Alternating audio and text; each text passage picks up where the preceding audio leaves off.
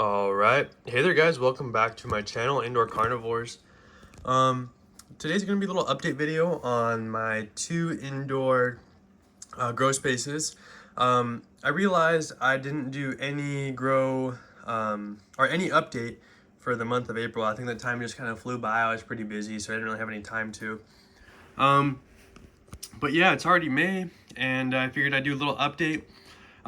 So for those who have been watching my videos recently, you may have noticed that I posted a greenhouse tour because I moved a lot of my bigger plants outside to a greenhouse because I couldn't fit them inside anymore. So it's made room for some smaller plants, and I figured I'll go over those. I'm sure you guys have probably seen them in the last update video, but this video is here to serve the purpose of kind of showing the growth. So let me turn that fogger off because it does get a little annoying, and I'll go ahead and open this. So up front and center, usually there used to be a Nepenthes enormous here, and as you can see, it is no longer here. It started vining, and it was time to move it into the greenhouse. It was quite tall. It was probably reaching about right here, and it was throwing a picture outside the terrarium. And as cool as it was, I realized that it's gonna have to go outside eventually anyways, just because now it's starting to become a bit warmer here at night. My room is not getting as cold as an enormous would like, so I have moved it out to the greenhouse where it will still get those, nighttime temperatures of, in the 50s, with daytime highs being in the 70s. So my enormous is no longer indoors. It is outside in the greenhouse, where it maybe even getting better conditions. So I'll have to see how that goes. But to start, let's start with this one here. So this is Carnivoro, or one I got from Carnivoro. It's a hybrid. It's Vici aloea Burbigiae edwardsiana. This one isn't anything too crazy just yet. I think it's opening up one down here too. So it has some kind of striping to the peristome, but nothing crazy. I have seen pictures of people who have won like the lottery in terms of luck for certain types of individual seeds that they got, and they look amazing. So hopefully mine will come out looking good, but right now it looks kind of generic, but we'll see. I mean, it's only tiny. Going over one, this is my, I want to say it's Denziflora cross Arceloides. This is its first picture jump since I've had it. It's kind of only ever put off really tiny ones because I've always moved it around. I didn't really care for it. It was like a cheap one. So this one looks like it's opening up, so probably in the next few days it will be open. Going over one is my Nepenthes Jacquelineae. This one, I may have to move in the greenhouse just so it gets those nighttime temperatures into the 50s, but haven't decided yet. Anyways, has a little baby one down here. Now that the enormous is gone, you can kind of see the pictures on it. It's putting off one right here, so that's pretty cool. One over is my Nepenthes Jambon. I actually recorded an update video for the Jambon, but I never uploaded it, so yeah, it's probably about a week old, 2 weeks old or something like that. I don't know. Maybe I'll upload it, who knows. But anyways, as you can see here, it's coming along pretty good. It actually has a little basil popping off right here. I don't think the camera will want to focus on it, but it's right there. And it's kind of putting off quite some nice pictures. This one is just opening. The one down here is the most recent one. And it's got this one here and one back there. Like I always say, Jambon has some very viscous fluids coming from it, so you can see that is just from the lid, and that's kind of what the insides of it are like too. So yeah, it's kind of cool, kind of gross depending on who you ask. But next one over is my Velosa Rob Cantley. This one has insane potential. I've seen some grown out and they look very nice. It's going to have probably the cool peristome of the, well, actually both parents have a cool peristome, but the flared peristome of a Rob Cantley with the toothiness of a Velosa. Next one over is my Nepenthes Porcelain, or no, Ventricosa C, Porcelain Alba, whatever. Right now the pictures are kind of dying back right now, but it is putting off some new ones right here. I think I just knocked that one down. Yeah, that one there. It's got, I think, another one back here somewhere. Yeah, there you go. And so this one's doing pretty good, and the moss on it is doing amazing. Another one over is a smaller Velosa Rob Cantley that I got from Carnivoro. Again, this one was just a lot cheaper. I think it was like 50 bucks or something. So kind of cool to see the growth on that. Yeah, hopefully it puts another leaf out pretty soon here. Anyways, we'll go back one. I think this one's new. I don't think I've highlighted this one back here. This is Spatulata cross Hamada. Nothing new yet. Since it's been in my care. I think it had a shock when I got it, but it has one back here, but it's kind of dying off, so it doesn't look really healthy. I'll probably give this one another month before it's fully acclimated again. And it actually has a basil popping off down there. It had that when I got it from Carnivoro, so kind of cool. Going back, another one is my awesome, I think this is Hamada Edwardsiana from Wetstuba. So if I can just kind of maneuver my arm through here without crushing things, you can see the awesome parasoma of this one. You can see that it takes from both parents. It's long like the Edwardsiana. It's got the hair of the Hamada on the lids, and overall the parasoma is a combination of the two. Dark like a Hamada, toothy like both species, so pretty cool there. I actually have another one here. This is a different, it's from Wetstuba, but a different clone. And this one has a darker parasome, but a lot smaller. Back here, right next to the Hamada Edwardsiana, I'll get this out the way, is a Lowii cross mollusk, highland intermediate species, or hybrid, I should say, not species. So tolerant of more temperatures. Back here is another Nepenthes jambon I got from some eBay seller.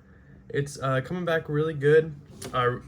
It was kind of just flopping over when I got it, so I stuck a bamboo stick there, and it's kind of propped up on there, so it's putting off a picture down here, so it's kind of coming back.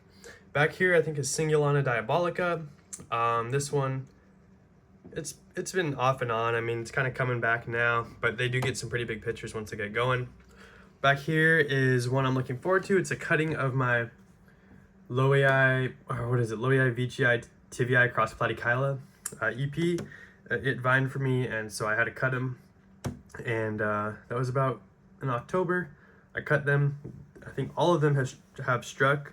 So I'm waiting for the pictures to pop open. It's developing one down here on the moss I got going down here. That's another thing. I have moss here. Just those pots, just kind of, it raises humidity, and also I'm hoping the moss just kind of comes and turns into a nice green patch there. Back here is my Nepenthes Aime, this big tall vining one. You can see right here. It's another toilet bowl species. I love my toilet bowl species. Very cool, very cool. This one does not have lowers, but there's another one here, another picture of it right here.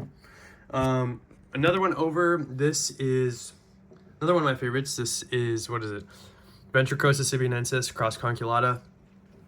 This one produces very big pictures. I did have to recently repot it, so you can see it killed off quite a few of its pictures, and one of its developing pictures way back here kind of popped open, and I don't really know, kind of just stopped growing, and then there's a tendril it stopped putting off over there. So not surprised, unfortunately. You have to do that to some plants, even though they are growing well. It was in its pot for the past 3 years, so it was time for a repot. Another one is my other Aime B. It's an EP as well. Right there, the same clone. Probably from the same plant too, same cutting. One over is another one of my favorites. It is, I think it's probably this one of my favorite right now. It's Spectabilis Lowii cross ventricosa. It's holding 5 pictures on it. This is a classic EP hybrid. Very, very nice. Not really flashy like a, Hamada Edwardsiana or the Aime or whatever, but it's very rigid. They're big, and overall an amazing hybrid. I think this one would look cool with cross with an Edwardsiana. It would. It's already a very big picture with some nice peristome. So if you crossed it with a Edwardsiana, you probably get a really nice rigid peristome and elongated traps. But that is this one. Now I'm gonna go over to my, I call it the intermediate tank. Reason for that is because it's right by a window, so it's gonna be warmer than this one, simply because the one by the window gets direct light, so it will heat it up more. So going over to my intermediate, first in front is my Nepenthes Albo Marginata Black. I don't know about on camera, but in person, it looks more like a charcoal gray. Yeah, you can kind of see a bit more green on camera than black. It just opened up one back here, and it's doing pretty good. Right here is a very cool hybrid I have. This is a Rocco Baggiana Vicii, or RBV. It's used in so many EP crosses. In fact, it's actually used in this cross here. I'll get to this later, but it's a very cool classic hybrid, nice white peristome and whatnot. Anyways, right here is Spatulata Cross Jacquelinie. This one has a very viscous digestive fluid, just similar to the Jambon. And this one is growing like a weed. I mean, it just keeps having picture jumps after picture jumps, so very cool. Over here is my Brabbigidae Campanulata. Nothing's been crazy about this one. I've moved it around so many times that it never really has had a spot to to relax and develop, so kind of my fault there, but also it was a cheap hybrid. Over here, I know I said this is my intermediate terrarium, but this is my Heliamphora. I think it's, what is it? Tediae Cross Folliculata. It's been growing really well in here. I just kind of have it under these grow lights, plus some indirect sun from or maybe some direct sun in the mornings if it's not cloudy. It's got moss growing. I fertilize it quite often. Anyways, here is a Stenophylla cutting I've had for, I think since February, and has not taken off yet. Now here are more cuttings of the Loyai Vicii cross Tivii cross Platykyla, like the one I had in the other tank. Full of moss, and like I said, they've all struck, doing really well. You can see this one, this picture right here is coming from another plant. I think this is going to be the first one to open from one of the new cuttings, so that's something exciting to look for. Got a few more back here, and they're all doing the same. They've all struck, so letting those develop. One over, this one is another EP, but it's from Flore. It is a Loyai Vicii Brabbigidae Vicii, and it opened up one back here. I can't really highlight it. It's all tucked behind all these leaves. You guys might be able to see it there, but there's that. It's got one here. So when this one opens, the peristome is very striped. As time goes on, it turns very maroon, and it's a very tough picture. It's very hairy on the sides, like some nice micro hairs on there. It's pretty cool. Back here, this is nothing. It's just another moss pot. Right here is my Tivii Red Queen, so very famous for its pictures right there.